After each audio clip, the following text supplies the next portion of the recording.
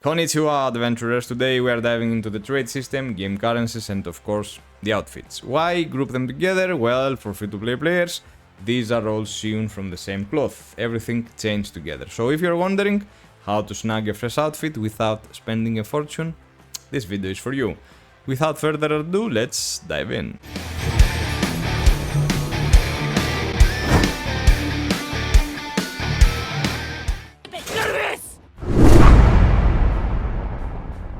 Let's kick things off with gold, the game's main currency. There are two types, bound and unbound. They both work the same way, but here's the fine print. Unbound gold can be traded with other players, while bound gold can't. Trade carefully or you might end up gliding the wrong lily. Another tip, you can transfer both types of gold between your main characters and your alts, so no stash gets left behind. Gold is used for almost everything in the game. You'll need piles of it, especially the whales who are out here trying to max out their gear and flex those enhancements. Now here's where it gets interesting. You can cycle any extra gold into opals, the game's second currency, letting you turn those shiny coins into shinier gems. Let's talk special currency. This game gives you two main flavors, opals and prismadiums. On the surface they sparkle the same, but here's the real gem. Opals can be earned in-game mainly through the trading system, while prismadiums are not exactly strictly pay to win, but mainly bought with real money. Most shop packs offer both options, so spenders and non-spenders can suit themselves. Basically, you don't have to sell your soul or your wallet to get geared up, but big spenders will obviously have an easier time shopping. For free-to-play players, focus your opals where it counts. Outfits should top your shopping list, they will boost your power and your stats of course, giving you that extra drip and an edge in battles.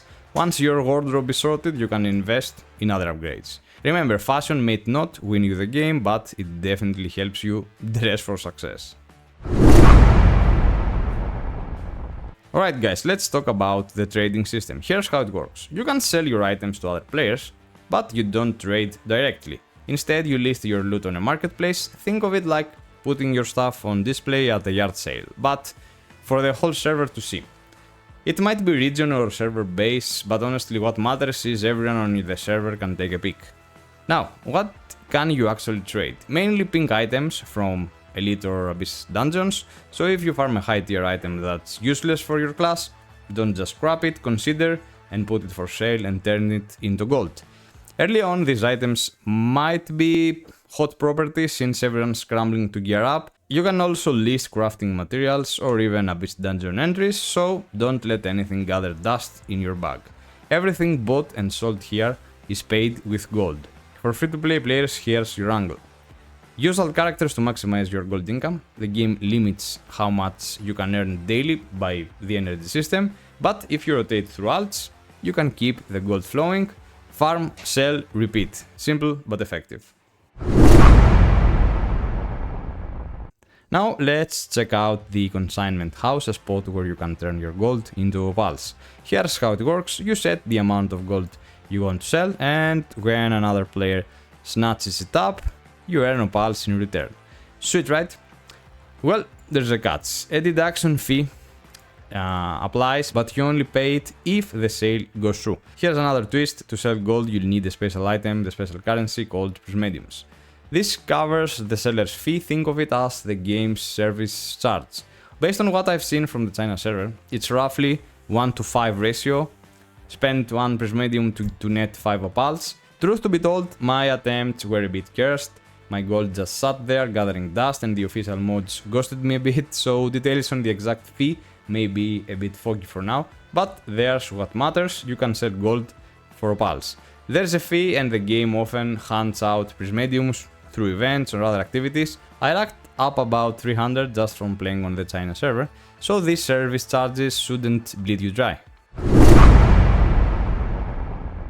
Last but not least, let's talk about outfits. In my total unbiased opinion, every free-to-play player should put outfits at the top of their shopping list.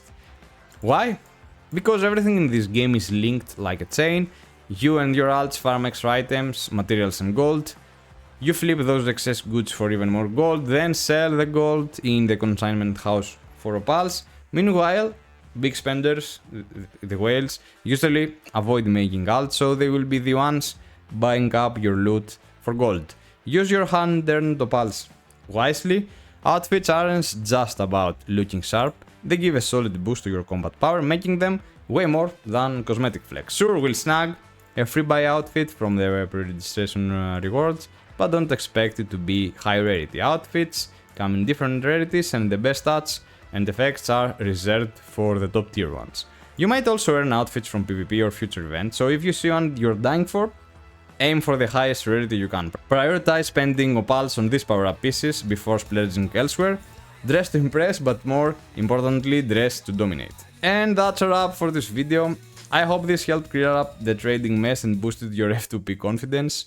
Only 2 days left until release, so yeah, we're all about to get thrown into the deep end together. I'll be back tomorrow with one last pre-release guide, dropping my personal day 1 priorities and to-do list. Catch me live on launch day, bring your game face and some extra energy, because we're gonna need that. Thanks for watching, and until next time, see ya!